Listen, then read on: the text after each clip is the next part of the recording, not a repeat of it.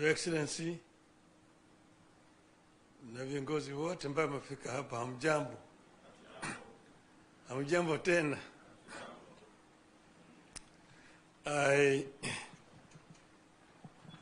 Now I'm delighted to be back home. You see, east, west, north, south, home is best. I feel very, very happy and delighted to be back to Kenya after what we went through. And I want to thank everybody. I want to thank you, the President, the Deputy, the Ministers, the leaders, and Kenyans generally, who traveled with us this journey across the length and the breadth of the continent of Africa. This was an enterprise that has been an eye-opener. It gave us opportunity to understand our continent better, to engage and talk with the leaders across the whole continent of Africa, north, south, east, west. We now know more clearer the challenges that faced our continent. I have an opportunity to meet with over 40 presidents of African countries in their own capitals and talk to them not just about my candidature, but also listen to them tell me the challenges that they are facing as countries. If you listen to the talks, you see that problems are facing our continent are very similar in nature. And you also get to realize that most of them, of course, are historical. The roots in the way Africa has, the way the neo-colonial system has continued to exploit Africa after political independence. So we came up with a program to make Africa work. We came up with a program first to bring peace, to silence the guns in the continent. Because without peace there can be no development. And all over Africa guns are singing, despite the resolution that was made in 2013 to silence them by 2020. We came up with a very ambitious program of infrastructure development to interconnect their continent. We also came up with a program of how to tackle the issue of climate change.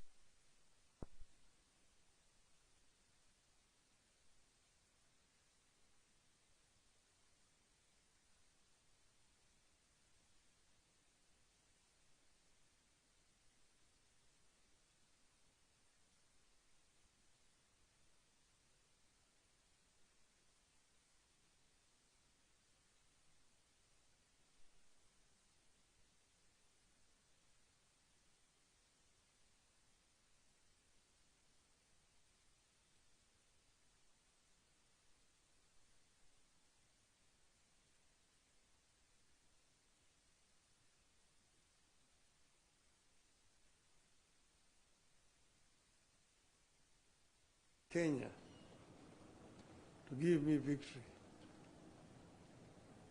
And I told them, look, I'm going to Addis and you shouldn't be worried. You shouldn't be worried at all.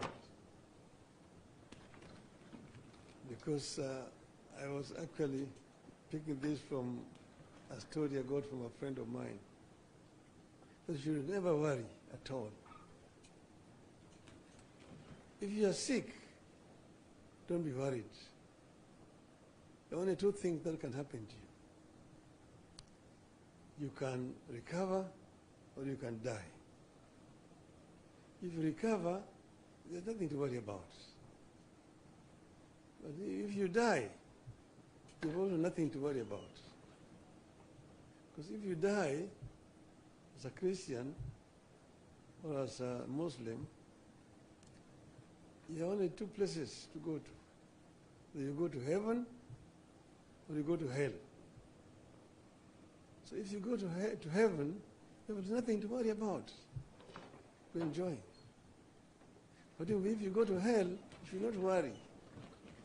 Why? Because you're going to meet so many of your friends there that you'll take a lot of time greeting them and wishing them well, that you will not have time to worry about. So I told them that, look, if we win in Addis, we will have succeeded. But if we don't win, if we lose, we will also have succeeded. Because we will have other jobs to do. We'll come back home and do other things. So we have succeeded, because we have now come back home to join you people here, back home. So I am very grateful to be back home. I want to thank again my brother, younger brother, President William Ruto, who stood by me. He never asked me to run. I announced myself that I was going to run for this position of chair of African Union Commission. And he only came after I made the announcement to say that he was supporting my candidature. And he did support my candidature not just by words, but by deeds. He put up the machinery to help the campaign for me. I've seen billions being said, quoted, somebody's talking about 13 billion shillings spent on the Raila campaign. I don't know in which world those guys live on, whether they know what a billion means. A billion shillings to do what? The money that was spent was the money that was necessary just to hire transport, to travel around. And we were not living luxuriously. We were eating whatever was given to us wherever we went to. And many other African countries were very generous. They provided us accommodation and so on. So, but the government gave what was required. The Ministry of Foreign Affairs was available 24/7. And the other government departments to make appointment for me to be able to meet the leadership across the continent. So I want to thank my brother very profusely for this support. And I also want to thank the other leaders across the continent, those who voted for us. There are those who stood with us to the last moment and voted. And if we had wanted, we would have completely stopped the elections, because it required 2/3 to be elected.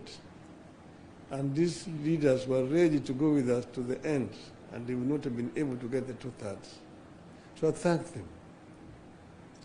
And I also thank those who voted against us, because in doing so they were exercising their democratic right. That's how democracy works. So we are not bitter at all. I congratulated my competitors, the candidate from Madagascar, the candidate from Djibouti, who eventually won, and wish him well, indeed. So we are available to help the continent of Africa. But more importantly, we are also available for Kenya. I'm back home here. I'm going to meet with my friends, my supporters, and I'm going to consult widely what's going on forward.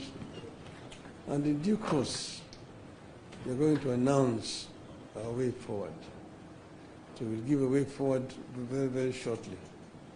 Today, we just came to meet. I asked for this meeting to come and thank the President and his team for the support they've given me, and also to thank the Kenyans who have supported me throughout all this period of campaign. And I just want to say, watch this space. I will be talking again. Thank you very much. Thank you, my brother.